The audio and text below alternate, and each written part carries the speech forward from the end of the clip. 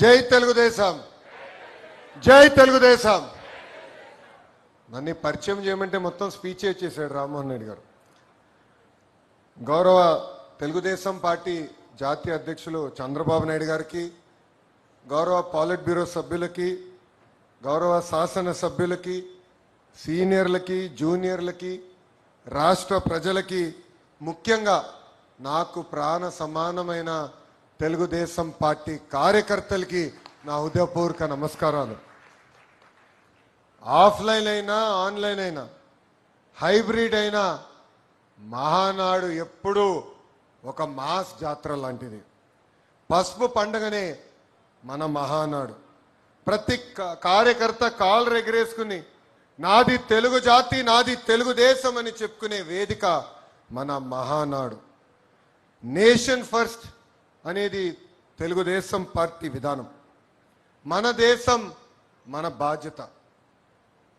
అందుకే గౌరవ ప్రధానమంత్రి శ్రీ నరేంద్ర మోడీ గారు ఒక పిలిపిస్తే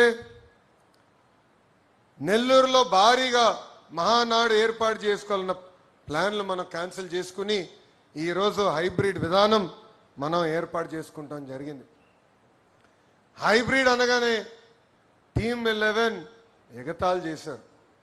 ఆ టీమ్ 11కి ఒకటే చెప్తున్నా, ముందు ముందు బ్యాటింగ్ చేసే బాధ్యత మా పసుపు సైన్యానిది. విశ్వవిఖ్యాత నడసార్వభౌమ స్వర్గశ్రీ నందమూరి తారక రామారావు గారు దేశానికే ఒక లెజెండ్. తెలుగువారి ఆత్మగౌరవం ఎన్టీఆర్, తెలుగువారి పౌరుషం మన ఎన్టీఆర్. సినిమాలో కానీ రాజకీయాల్లో కానీ ఆయన ఏనాడు ట్రెండ్ ఫాలో చేయలేదు. ఒక ట్రెండ్ సెటర్ మన ఎన్టీఆర్. ఆయన రికార్డు బద్దలు కొట్టం ఎవడి వల్ల సాధ్యం కాదు.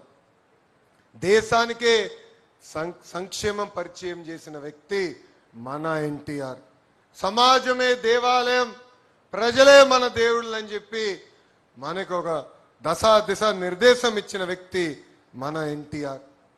2 రూపాయలకే కిలో బియ్యం, పెన్షన్ విధానం, 50 రూపాయలకే హార్స్ పవర్ విద్యుత్, జంత వస్త్రాలు, పక్కా ఇల్లు, ఏకంగా గురుకుల పాఠశాలలు, మధ్యాహ్న భోజనం పథకం, పటేల్ పట్వారీ వ్యవస్థ రద్దు, ఇలా అనేక సంక్షేమ అభివృద్ధి కార్యక్రమాలు చేసిన వ్యక్తి మన అన్న ఎన్టీఆర్.